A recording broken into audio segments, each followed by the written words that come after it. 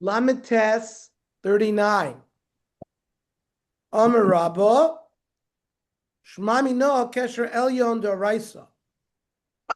That the knot furthest away from the tzitzis is midoraisa. You need to have it. Otherwise, if you don't have that knot, the braids will unravel.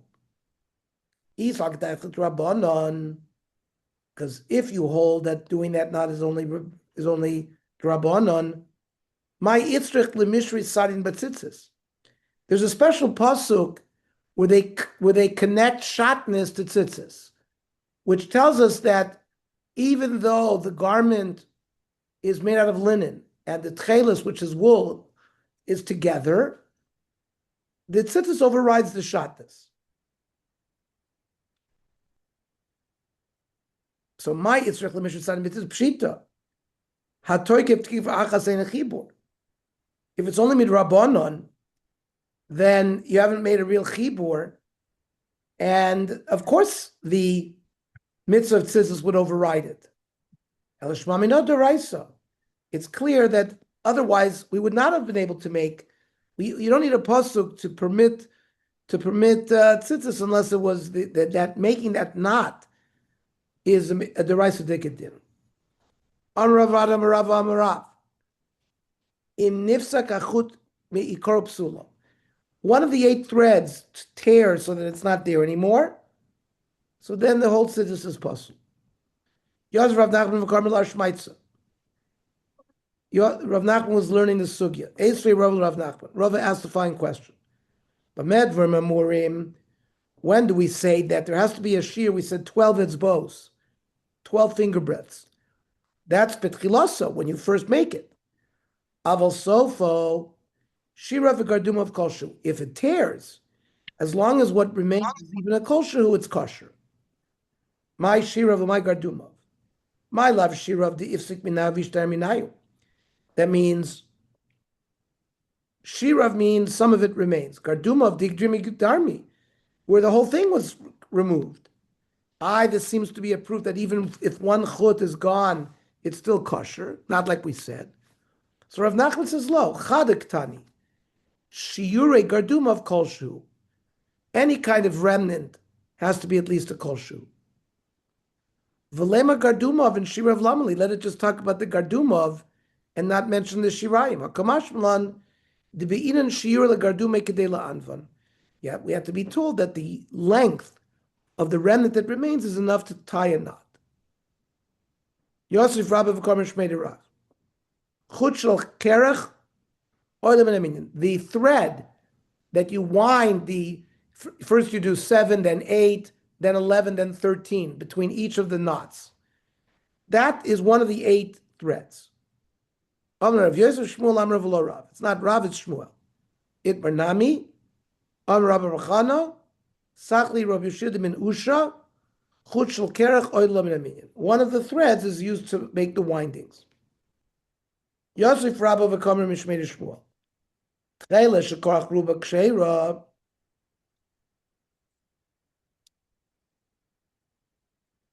If more than 50%, the ideal shear is this should be a third and the thread should be 2/3. What if you made the whole tzitzis or more than 50% braid? It's also kosher. Amar Rav Yosef, Rav Amar v'lo Shmuel. That was Rav, not Shmuel. Itmar nami, Amar Rav Huna bar Yehuda, Amar Rav Sheshes, Amar Rav Yirmiyah bar Rav Amar Rav. Tcheles shekorach ruba ksheira. If more than 51% of the tzitzis is still the braids, then it's kosher. It's still kosher. But Rav Chia bar Rav Nasan Masli Achi, Amar Rav Huna, Amar Rav Sheshes, Amar Rav Yirmiyah bar Rav Amar Rav. Tcheles shekorach ruba ksheira. Even if it's more than 50%, it's kosher. Even if you only make one braid and one knot, it's still kosher. What's the nicest appearance of its tzitzis? Noit cheles shlish gedil ushnei shlishi anav. 1/3 braid and 2/3 string. Kamashir chulya. How much does the braid have to be? Rebbe Omer, a minimum kedeshiyach for yishnev yishlesh. You wind it at least 3 times. Now we wind 7, 8, 11, and 13. Tana, hapoiches lo yivchos misheva, right? You shouldn't have less than 7. V'hamoisif lo yosef al shloshet. You shouldn't have more than 13 winds. Hapoiches lo yivchos misheva keneged shiva rikiim. The simon for the sheva is the 7 rikiim. V'hamoisif lo yosef al shloshet. Keneged shiva rikiim v'shish aviyin shebenayim. 13 represents the Sheva Rekiim and the spaces in between, which are 6. So 7 plus 6 is 13. Tana. Kishu maskil belovon. When you do the braid and you wind, you use a white thread. Hakanaf min kanaf, because it's the thread that's the same as the garment. Most garments are white. So you always start with that one. But the kushu misayim beloved. Also, when you finish, you end up with the lovan. Malan b'kodesh v'lomarid. Rav v'Rav Barachana havu yasvi. They were sitting. Havu kachalef v'azlahu gavra. Somebody was walking by. The mekasik lima de kulat chelsta. His whole garment was blue, made out of blue wool. V'ramilat chelsa, and he had put tzitzis on it. Ugdila migdal. There were no threads. It was all braid. Amarav yaglima v'lo tchelta. You have a nice baguette, but you have not been makayim scissors because you need some thread. Rav Rachan Amar yaglima v'yai tchelta. There's nothing wrong with the tchelas. Why not? B'maika miflaki. Rav Rachan Amar ksiv gdil uksiv psil. Gdil is the braid, psil are the threads. So, o gdil, o psil. So either it's going to be, it could be completely be braided or completely loose. So even if it's completely braided, it's kosher. The Rav Savar Oilam Psil Be'inan, you need some loose thread. You can't have just braid. Vahi Gdilim Minyanahu Da'asa.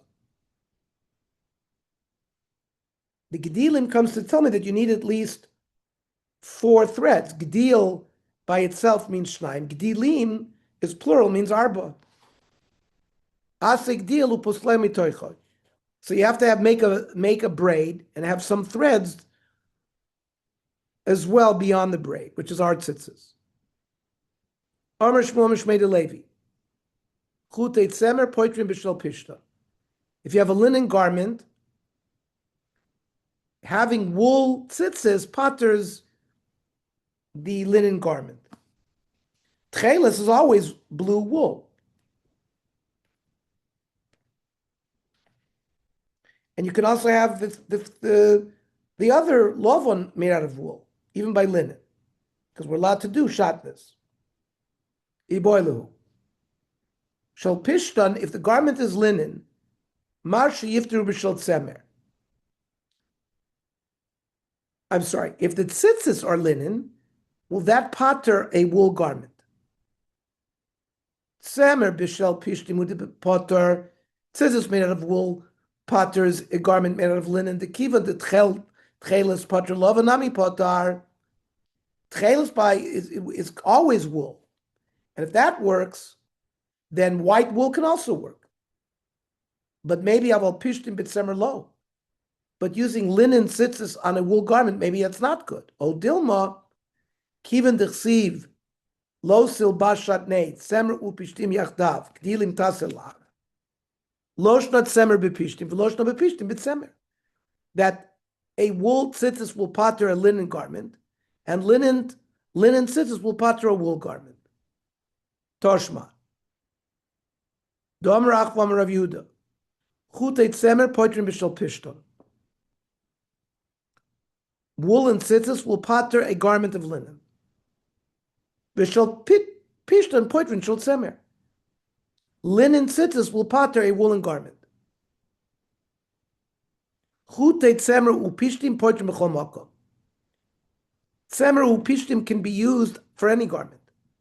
Vafilu b'shiroin, even with silk. But upligid Rav Nachman, Dom Rav Nachman, hashirayin p'tur min tzitzis. Since the Torah, when it talked about a garment, it mentioned tzemer upishtim. Silk garments made of silk are not even chayv in tzitzis. Eitz Rav Nachman, hashirayim ve'akalach, which is another kind of silk, vasrikin kulan chayv b'tzitzis. So Rav Nachman says midrabanan. It's not midaraisa. However, Rav says yachiem seifa. Says kulan, all different types of silk gadim, tzemer upishtim poitrim behen. If you use tzemer upishtim tzitzis, it patters. But that's must be because even silk garments require tzitzis. If you say that silk begadim need tzitzis midaraisa, hainu de mishtar bu klayim. That's why you can have wool and linen tzitzis in such a garment. Eliyamet rabbanon. But if the whole chiyuv of tzitzis on a silk garment is only rabbinit, hechi mishtar bu klayim, how can you allow to make tzitzis of a combination of wool and linen? So Rav Nachman will say, ema ot tzemer o pishtim. It's not wool and linen. It's either wool or linen. So according to him, the chiyuv for silk might be only mirabot. And Rav Nachman says, "Achanami mistavra." The Tani Seifa, hein. Let's say you make tzitzis out of silk, b'minan poitrin. If you put them on a garment of silk, then they'll work. Shelo b'minan ein poitrin. But if you put silk tzitzis on a wool garment or a linen garment, they won't work. If you say that silk garments, the chiyuv tzitzis on mirabanon, hainu de miftri b'minon. That's why the chiyuv tzitzis can be accomplished through silk threads and not dafka tzemer upishtim. Yamet doraisa tzemer upishtim udepotar. But if you're going to say that silk garments require tzitzis midoraisa, you got to use tzemer upishtim, like the Torah says. So from here, Rav Nachman wants to learn that putting tzitzis on a silk garment is only rabbinic. The Gemara says, no, that's not a proof. Imi shum halo irya. Kiderava. The Rava Rami. Rava showed a steer in Psukim. Ksiv, it says, hakanaf psil techeles, hakanaf min kanaf. The tzitzis should be made of the same material that the garment is made. And if the garment is silk, the tzitzis should also be made of silk.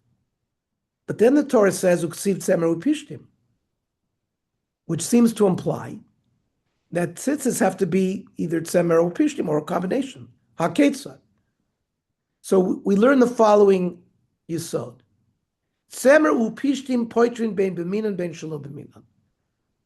Wool and linen tzitzis will pater any garment, whether garments that are made out of wool or linen or even silk. Shar meaning, but garments made out of other threads, including silk. So then b'minan poitrin. So then you have to use like a silk tzitzis or whatever the garment is made of. But shelo b'minan ain't poitrin. But those types of tzitzis placed on others will not work. Comes out of that pshat based on Rava that the chiyuv of tzitzis on silk is also midoraisa. So Rav Nachman Kidetan is Rabbi Shmuel. To understand Rav Nachman, he's holding like Rabbi Shmuel. The Tan is Rabbi Shmuel. Hoil v'nemru begodim b'Torah stam. The Torah refers to begodim without mentioning what type of beged it is. Because it says, put tzitzis on your begodim. It doesn't say specifically what it's made out of. Then somewhere else it says, elsewhere